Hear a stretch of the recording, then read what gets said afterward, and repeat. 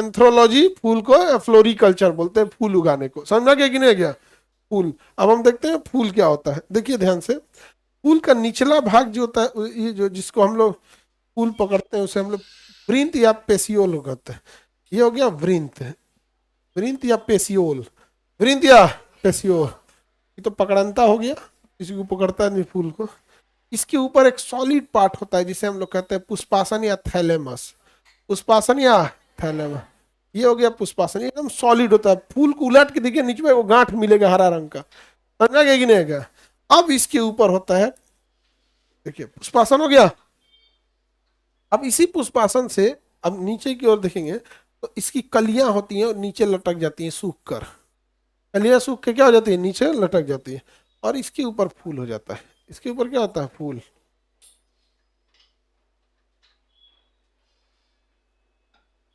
ये female part हो गया फूल का। एक के में मेल और फीमेल दोनों रहता है। तो फूल जिस पर बैठा रहता है उसे पुष्पासन कहते हैं। नाम कितना अच्छा है, पुष्प का आसन, पुष्पासन। समझा कि नहीं? जैसे बेंच पे लिखवाओ जी, चेंज करके गधासन। सारे बेंच पे लिखा हो क्या जी? गधासन। जैसे आप लोग में जो कहा था देवी आसन,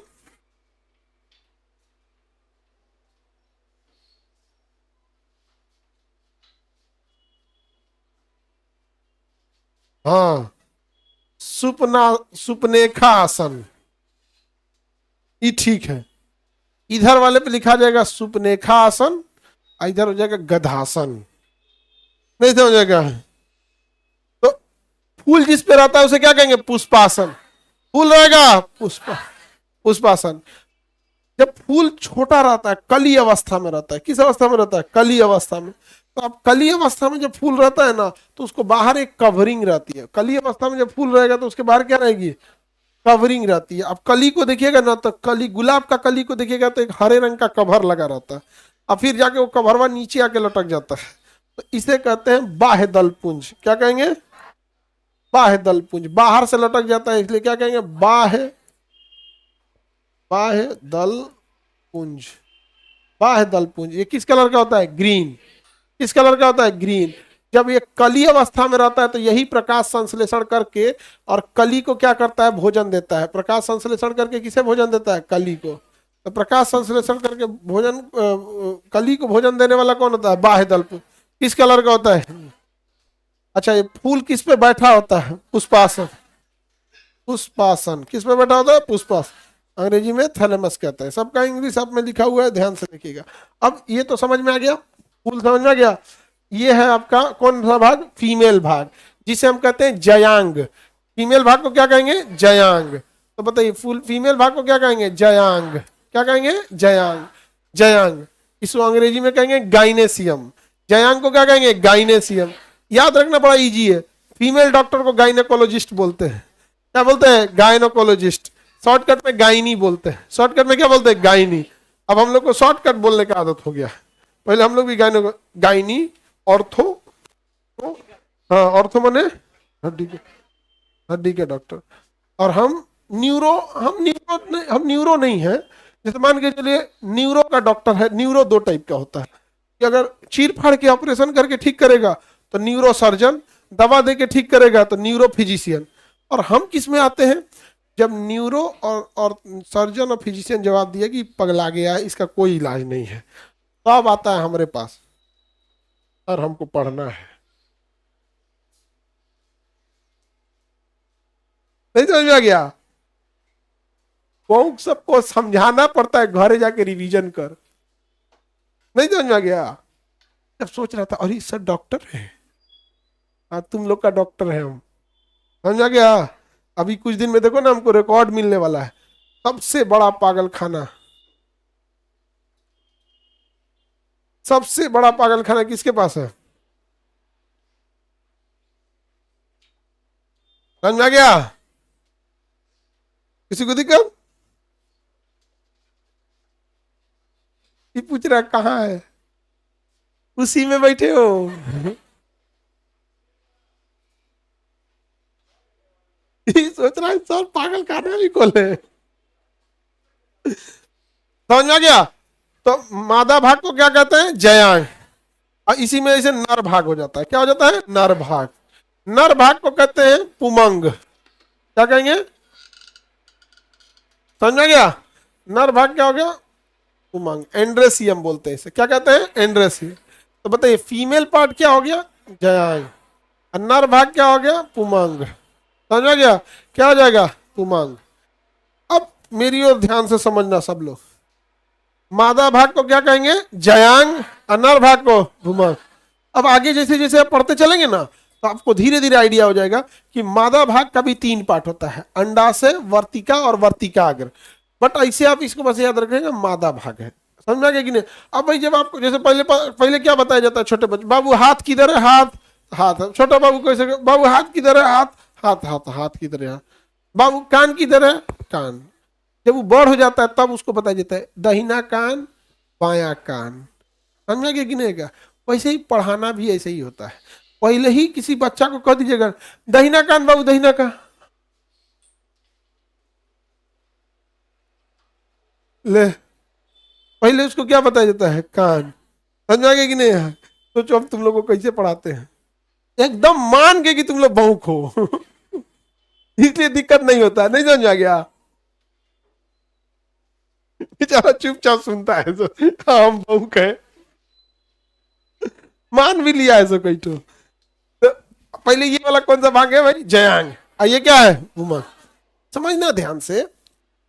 इस नर भाग के पास ये इसे जो लंबी धागा देख रहे हैं ना, इसे कहते हैं पुंकेसर। क्या कहते हैं?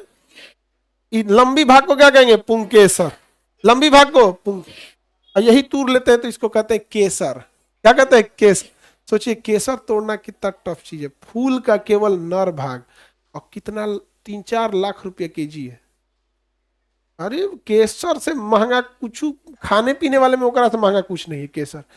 केसर आप मिठाई के ऊपर देखिए ना, ऑरेंज कलर का बाल जैसा लगा देते हैं लोग केसर।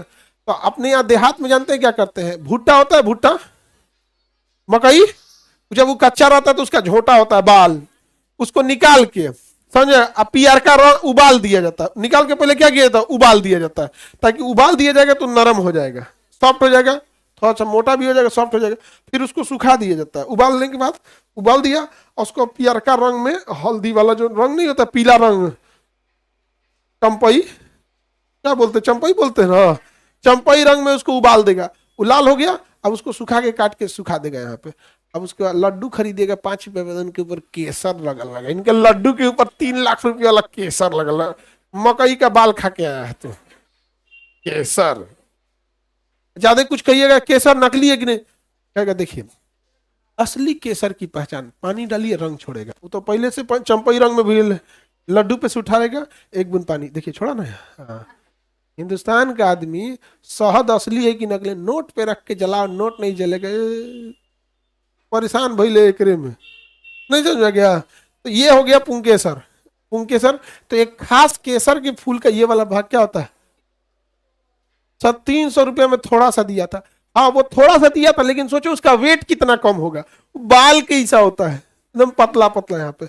और हाँ गांव में हल्ला कर दिया है ना कि केस किसी गोरा बच्चा, कोई गर्भवती महिला को ना केसर खिलाइएगा तो बच्चा कैसा होगा? गोरा होगा।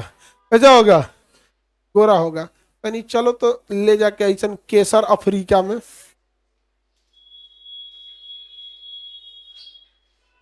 आगे बढ़े।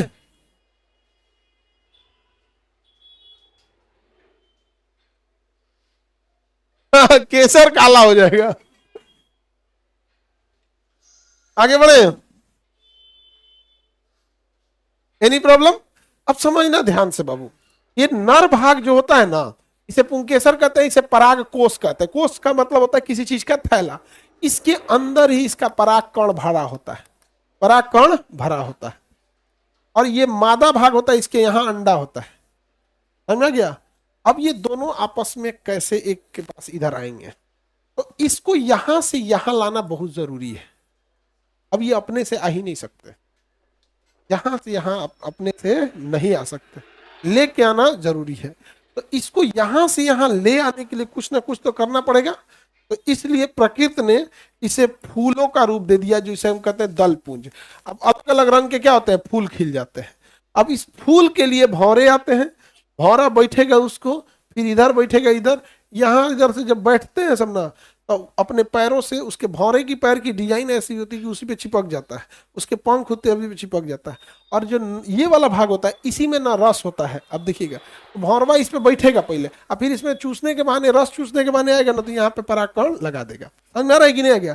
तो ये जो दल पुंज है, ये क्या है, दल पुंज। इसका काम क्या है, कीड़े मकोड़ों को आकर्षित करना।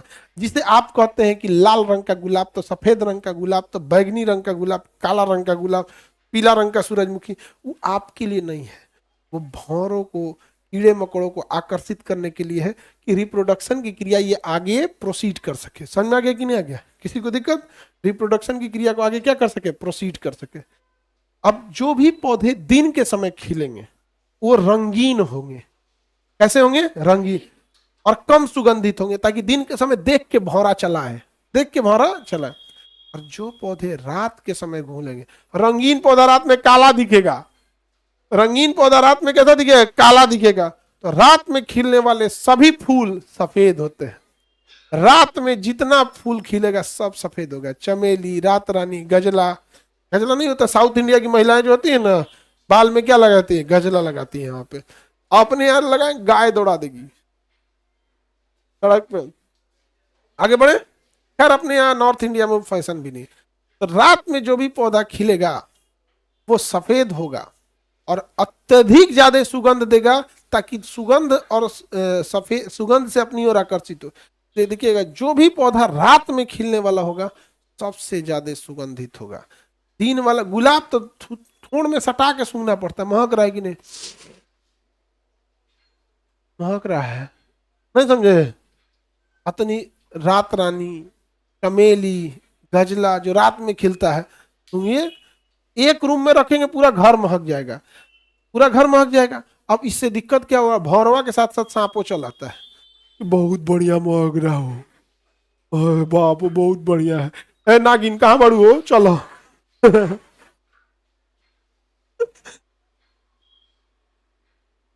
आ जाइए। कितना रैंक है इनका, रैंक 3rd है। आ जाइए।